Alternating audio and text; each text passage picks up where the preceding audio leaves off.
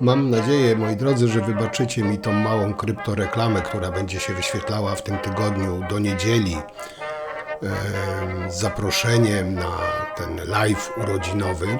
Moi drodzy, na live'ie, na czacie wpiszecie hasło, które Wam podam po 18, bo z tego względu, że te hasło Kubek nie będzie nie za bardzo, bo dużo może troli się wskoczyć, a chciałbym, żebyście mieli jak największe szanse na to. Także hasło podam podczas live'a, na przykład, nie wiem, o 18:30 i wtedy będziecie na czacie wpisywać wykrzyknik i to hasło, które Wam podam.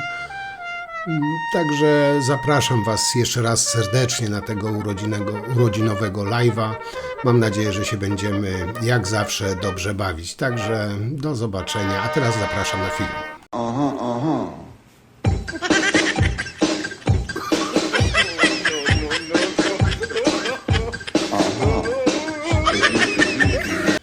Cześć, witam Was. Moi drodzy, dzisiaj będzie, można powiedzieć tak, lajtowo, z przymrużeniem oka, takie pół żartem, pół serio i praktycznie nic o polityce, troszkę dam Wam odetchnąć.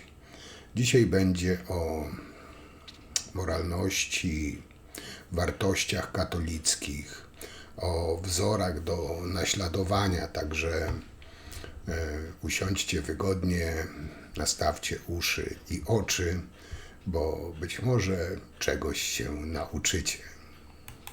Powiem Wam, że uwielbiam te ich pseudoprawicowe wartości, zasady, te osoby, które mówią innym, jak mają żyć, pouczają innych, umoralniają innych. Ale takie konserwatywne rumakowanie prawie zawsze kończy się tak jak w przypadkach, o których Wam dzisiaj powiem. Oczywiście nie wszystkie wymienię, bo to nie sposób wszystkiego wymienić.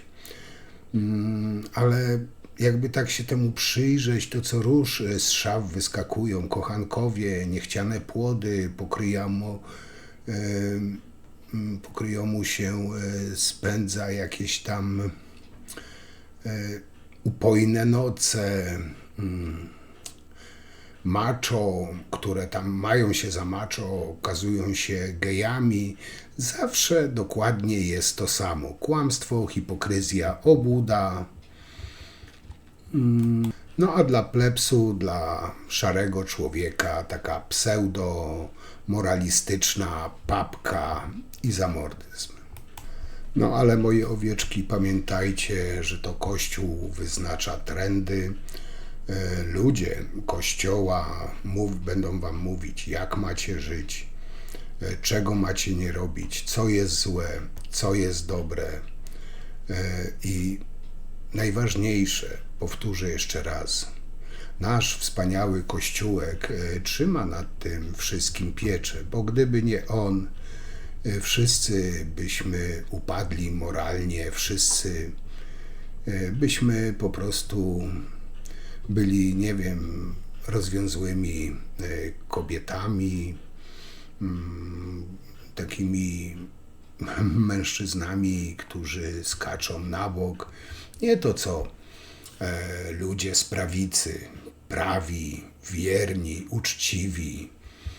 A jak wezmą ślub, to mówię Wam, dopóki śmierć ich nie rozłączy. Bo Kościół tego naucza.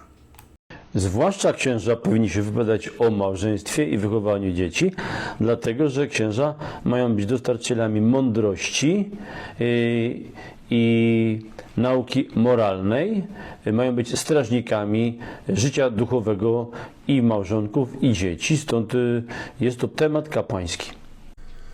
Główną bohaterką będzie, pewnie ją wszyscy znacie, Marianna Schreber, ale ją zostawiłem na koniec. Generalnie przedstawię Wam kilka takich pisowskich, katolickich, narodowych dziwadeł, które idealnie nadają się do statku miłości Alfonsa Nawrockiego. Powiem parę słów, dosłownie parę słów o Marcie Kaczyńskiej, zawsze dziewicy i jej kochanku w małżeńskim łożu, których chyba też wszyscy znamy. No i nasza główna dzisiejsza bohaterka Marianna Schreber, taka, nie wiem jak ją nazwać, patostreamerka, kobieta, którą otworzysz lodówkę, to ona wyskakuje. Kobieta z wartościami chrześcijańskimi, kobieta, która też mówi innym, jak mają żyć, no, a publicznie skacze z kwiatka na kwiatek. Nie wiem, czy wiecie, no, była z synem Czarneckiego. Tutaj wam taki mały wstęp dam, potem troszeczkę to rozbuduję, że tak powiem. No ale już z Czarneckim, synem Czarneckiego nie jest, teraz ma nowego kochanka, tym też oczywiście taki konserwatywny człowiek jest, bo jest z Konfederacji, jest z Piotrem Korczakowskim. Czym się różnią obie te katolickie dziwadła? Mówię tu o Marcie Kaczyńskiej, zawsze dziewicy. W małżeńskim łożu z kochankami nie używała tabletek dzień po. Marianna chyba używa, nie wiem. No ale na takie katolickie pisy wartości patrzą też polskie dzieci. No tak mi się wydaje, no bo chyba tak to wygląda. O Marcie dużo mówić nie będę.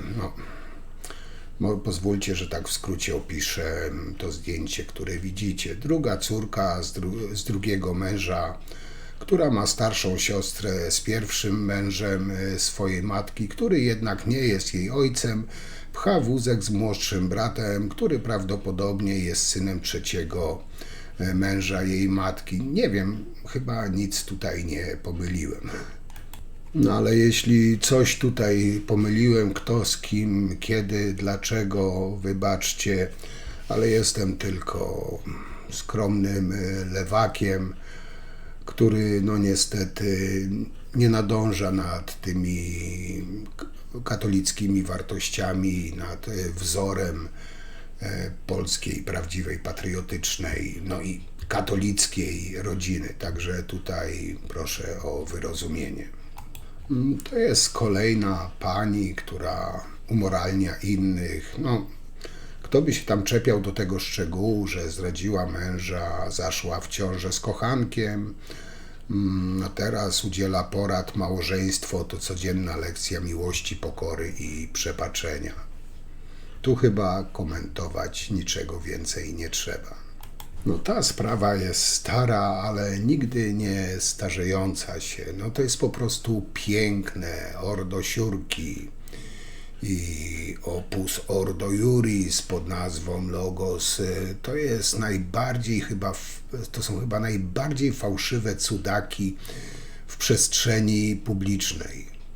No nie wiem, czy sponsorzy, czyli Rosja, są zadowoleni w związku z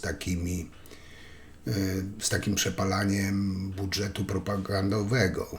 No tutaj chodzi oczywiście o głośną sprawę Tymoteusza i jego przyjaciela i małżonki. No tutaj to było, powiem wam, mistrzostwo świata. Tutaj też chciałem wam tylko tak delikatnie przypomnieć, że Ordo Iuris jest wielkim orędownikiem wprowadzenia zakazu rozwodów w Polsce. A tymczasem, pewnie to, ja kiedyś o tym chyba też mówiłem, Tymoteusz Zych, żonaty i dzieciaty wiceprezes Ordo Siurków, koordynował akcję Stop Rozwodom. Pomagała w tym żona jego najlepszego przyjaciela, również działaczka Ordo Siurków Karolina Pawłowska, która w Ordo zajmowała się sprawami międzynarodowymi. I chyba tutaj wypada dodać, że Pawłowska również ma dzieci. Zych tak mocno działał nad zakazem rozwodów z żoną swojego najlepszego kumpla, że aż z tego wszystkiego nawiązali romans, płomienny romans. O romansie dowiedziała się żona Zycha, która spotkała się z mężem Pawłowskiej i pokazała mu filmiki z tych ich katolickich harców, które Zych nagrywał na swój telefon, oraz jakieś nudeski, które Karolina Pawłowska wysyłała Tymoteuszowi Zychowi. Mąż Pawłowskiej się tak wkurwił, poszedł do siedziby Ordo Siurków i spuścił solidny wpierdol Zychowi. Jako że widziało to mnóstwo osób, bo Pawłowski napierdalał Zycha publicznie przy świadkach, no, sprawa szybko wyszła na jaw. Także tak przypominam, bo wpadło mi to w ręce, a no tutaj nie ma co ukrywać. No, ludzie są jacy są. Ludzie się zdradzają, odchodzą, łączą, zakochują się, przestają kochać, uprawiają też seks, płodzą dzieci, usuwają płody, starają się żyć jak najlepiej jak potrafią. I tak naprawdę nikogo nie powinno to interesować. Chyba że dotyczy to osób publicznych, które w mediach wskazują przywiązanie do katolickiego modelu małżeństwa i rodziny. Wtedy tak, no, według mnie hipokryzję należy piętnować, pokazywać palcem tą ich obłudę, zakłamanie. Ten cały kryzys wizerunkowy Ordosiurków, który był, należy tutaj dobrze wykorzystać. Trzeba maksymalnie, nie wiem, zawsze i wszędzie osłabiać tą niebezpieczną dla Polek i Polaków organizację. I powinien być to początek ich końca. Zresztą wszystkich tych pseudo-prawicowych, tych kościelnych dyrdymałów, tych instytucji, bo tam, gdzie najwięcej krzyczą o wierności i mówią, jak to ma żyć, to właśnie najwięcej tam jest Sodomy i Gomory. Pokazuję wam ciało Jezusa, to musicie sobie uświadomić, co ja wam pokazuję. Czy rozumiesz, kogo ja trzymam w swoich dłoniach? Więc kiedy go wam pokazuję, podnoszę z mojej pateny, ja dotykam zmasakrowanego serca Boga, umierającego na krzyżu. Chcę to zrobić z największą delikatnością i miłością, bo to jest jedna wielka rana. Jego serce, skatowane, potwornie bolące, które mam w swoim ręku. Kim jestem, żeby go dotykać? Serca Boga. Kim jestem? Bardzo delikatnie położyć, żeby go nie bolało. No i na koniec państwo Schreberowie. No Schreber też tam gdzieś ma jakąś sobie, niech sobie ma. Tutaj mi nie chodzi o to, kto z kim śpi, bo to ich sprawa jest, ale skoro publicznie, nie wiem, afiszują się z wartościami katolickimi, z wartościami prawicowymi, nie wiem, prorodzinnymi, czy co tam sobie jeszcze wymyślą, no to niech liczą się z tym, że też im ktoś na ręce będzie patrzał i będzie ich piętnował. Ale Schreber to Schreber, to jest któryś tam wcześniejszy partner pani Schreber, także pan Schreber ma już nową, kolejną panią Schreber, a pani Schreberowa jak to pani Schreberowa. Pani Schreber niczym rybka złowiona w stawie, kto ją złowi, ten ma. Pani Marianna Schreber, no, tutaj potwierdziła najnowsze newsy, no, że ma nowy związek. Nie, już nie jest synem Czarneckiego, wyobraźcie sobie. Jej ukochanym jest teraz polityk Konfederacji Piotr Korczakowski. Marianna i Przemysław byli razem od 2024 roku. Mówię o Przemysławie, oczywiście Czarneckim. No ale jak to się mówi, przy jednej dziurze to i kot zdechnie. No i tutaj, moi drodzy, wszystko się zmieniło, bo 22 kwietnia tegoż roku wyszło na jaw, że ta patocelebrytka ma nowego partnera. Co więcej, Czarnecki miał o tym nic nie wiedzieć. Od razu też zabrał głos w sieci, już się zrobiły dramy w sieci. No cóż mogę powiedzieć? No jeszcze może parę słów, żeby wyjaśnić. I co jest ważne,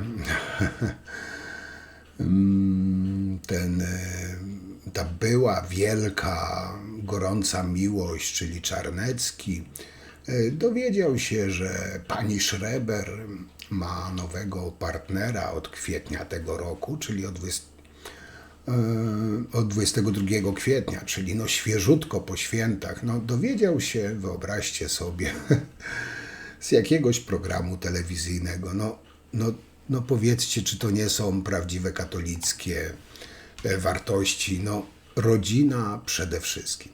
Bo kto z was, panowie i panie, nie marzy o czymś takim, że nie wiem, tutaj w przypadku pana Czarneckiego po prawie 2 latach jakiegoś związku, o jej aktywności towarzyskiej partnera czy partnerki, nie chcielibyście się dowiedzieć z jakiegoś programu telewizyjnego, nie od tego właśnie partnera czy partnerki.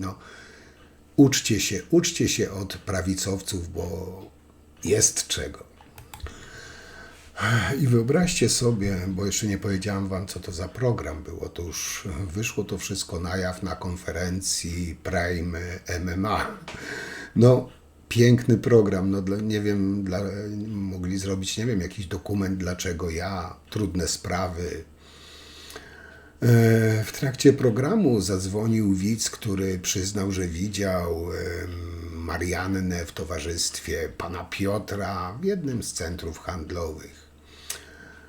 Wszystko na jaw, kto jest, wyszło na jaw, kto jest teraz nowym, ukochanym pani Schreber. Pani Schreber, która, zaznaczam, umoralnia innych, poucza innych, mało tego, przemawia w samym Kościele. Czytanie z listu świętego Pawła Apostoła do Efezjan. Bracia, postępujcie drogą miłości, bo i Chrystus nas umiłował i samego siebie wydał za nas. Poddani bądźcie sobie wzajemnie w bojaźni Chrystusowi. Żony niechaj będą poddane swym mężom jak Pan, bo mąż jest Bogiem żony, jak i Chrystus Bogu Kościoła. On, Zbawca ciała. Lecz jak Kościół poddany jest Chrystusowi, tak i żony męża, we wszystkim. Mężowie, miłujcie żony, bo i Chrystus miłował Kościół i wydał za niego samego siebie, aby go uświęcić, oczyściwszy obmyciem wodą, któremu towarzyszy słowo, aby sam stawiał przed sobą Kościół jako chwalebny, nie mający skazy czy zmarszczki, czy czegoś podobnego, lecz aby był święty i nieskalany. Mężowie powinni miłować swoje żony, tak jak własne ciało. Kto miłuje swoją żonę, siebie samego miłuje. Przecież nigdy nikt nie odnosił się z nienawiścią do własnego ciała, lecz każdy je żywi i pielęgnuje, jak i Chrystus Kościół, bo jesteśmy członkami Jego ciała. Dlatego opuści człowiek ojca i matkę, a połączy się z żoną swoją i będą dwoje jednym ciałem.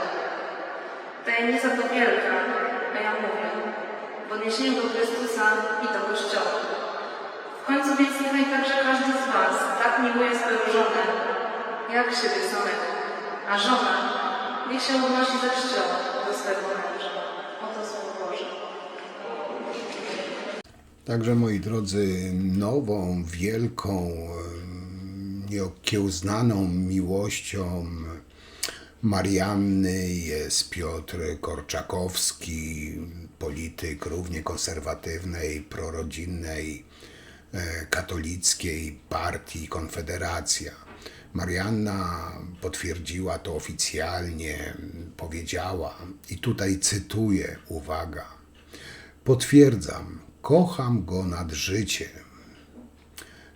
Dziennikarz telewizji, emisja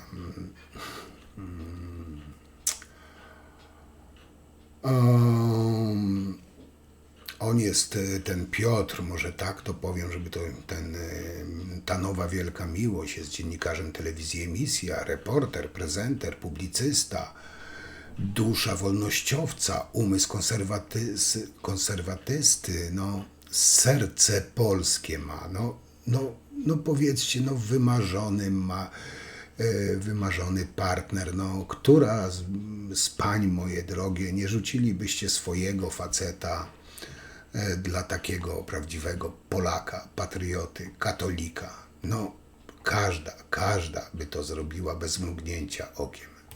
A nasz szczęśliwy Piotruś na Instagramie bardzo skromnie napisał o sobie tak: zawsze przeciw cenzurze, zawsze konserwatywne wartości. No i jak tu nie uwierzyć?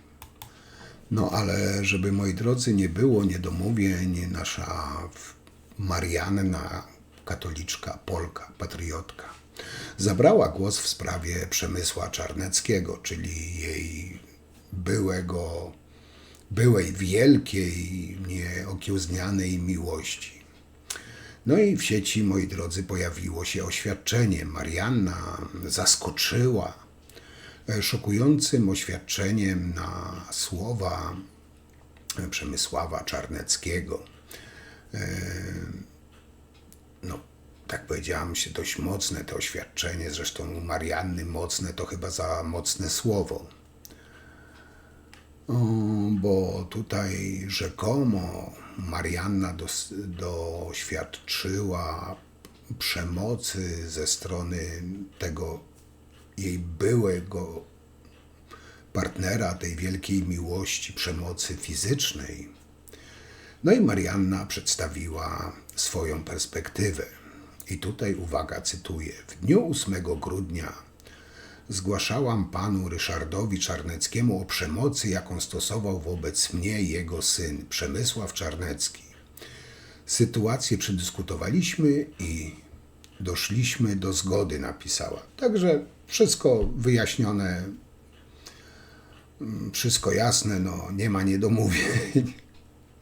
Nie, sorry, staram się być poważny, ale za cholerę nie wiem, czy to jest patologia, czy to są naprawdę te polskie wartości rodzinne, te polskie katolickie wartości, które tak wpajają innym.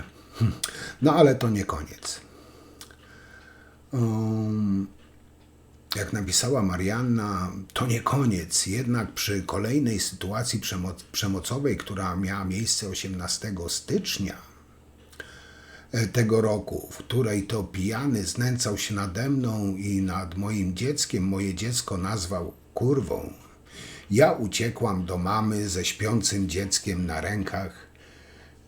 Wezwałam uprzednio policję, możemy wyczytać w oświadczeniu panny Marianny. No, Czarnecki wybuchł wtedy, gdy dowiedział się, że Schreber jest z innym. No, słowa o patologii poszły w świat, czyli no, po prostu, no, jakby to inaczej nazwać, kłopoty w tym katolickim polskim związku, gdzie są wyznawane wartości rodzinne. Po prostu kłopoty w raju, moi drodzy. Kończąc już, bo nie chcę się tutaj tego programu zrobić coś na wzór pudelka, tak po prostu dzisiaj postanowiłem lejtowo, ale podsumowując powiem tak, mógłbym powiedzieć, że to jest typowa hipokryzja tego całego środowiska. Ale wy, moi drodzy, doskonale wiecie, że obłuda to fundament i spoiwo takich religijnych środowisk. Konserwatyzm kompromituje się zresztą regularnie. Jednak dlaczego religie z zasady są złe? I to jest sedno tego całego zamieszania. Religia przedstawia świat zero-jedynkową, lecz ludzie nie są niestety albo istety czarno-biali. Wali się ten dogmatyczny, wali się w łby tym dogmatycznym młotkiem, a rzeczywistość jaka była, taka jest, wieloodcieniowa. Religia prezentuje świat idealny jak w bajkach, które tutaj, nie wiem, pokazują dzieciom wiele idiotycznych syndromów, wykrzywiających potem ich postrzegania świata. Ludzie nie są idealni, świat nie będzie też nigdy święty, co najwyżej świętoszkowaty. Należy zatem uwzględnić ludzi w tworzeniu zasad. Nie da się kształtować tak naprawdę praw natury. Bo choćby nie wiem kto i jak się starał, nie da się kogoś zmusić do miłości, bo ludzie popełniają błędy. Każdy jeden bez wyjątku. Tylko, nie wiem, proste maszyny ich nie robią, a taki jest właśnie cel religii, uprzedmiotowienie człowieka. Rzeczywistość nie zmieni się pod wpływem życzeń, albo ją zaakceptujemy taka, jaka jest, albo stworzymy sobie takiego typowego Matrixa, który doprowadzi do cierpienia i ci wszyscy pato to chyba mogę tak nazwać, katolicy, ci umoralniacze, którzy mają gęby pełne wypchane Bogiem, powinni tak naprawdę zacząć od siebie. Jak dla mnie, niech każdy żyje własnym życiem według własnych zasad i dopóki nie krzywdzi drugiej osoby, to osoba, że tak powiem, trzecia, gówno ma do tego, jak to żyje, z kim śpi. A jeśli już się pcha na afisz, chce umoralniać, chce nauczać, pokazywać innym, jak mają żyć, to niech liczą się z tym, że ci inni będą oceniać ich. Wiem, troszeczkę tutaj próbuję mądrkować, nie za bardzo mi to wychodzi, ale próbuję wam przekazać to, co mam w głowie. Także na dzisiaj to tyle. Taki filmik lajtowy, powiem wam. Jutro na pewno się nie widzimy, ale zapraszam was jeszcze raz w niedzielę. Mam nadzieję, że się stawicie w niedzielę o 18:00 na live'a. Także czekam z niecierpliwością na tego live'a. Mam nadzieję, że będziecie i spędzimy miło czas. Także jeszcze raz serdecznie was zapraszam w niedzielę na 18:00. A na dzisiaj to tyle. Dzięki i do zobaczenia w niedzielę na live'ie. Cześć.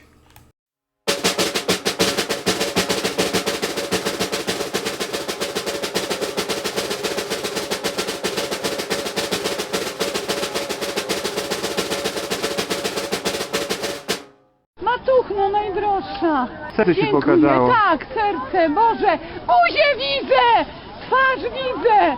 Buzię! Ja nie widzę. Ja widzę! Widzę!